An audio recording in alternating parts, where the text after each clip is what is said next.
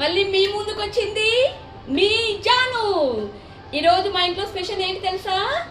Sunday special సంగటి. ఇలా ముద్ద చేసుకొని ఇలా గిన్నెలో వేసుకొని ఇలా కొద్దిగా గుంటలాగా చేసుకొని ఇందులో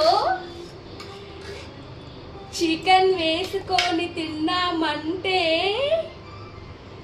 సూపర్ ఉంటది. వావ్ కదా, చూసా అంటే నేను నోరు ఊరిపోతుంది. తర్వాత అందులోకి మంచి ఆనియన్స్. మీరు కూడా ట్రై చేయండి. ట్రై చేసిన వాళ్ళు ఎలా ఉంటుందో కామెంట్ చేసి చెప్పండి.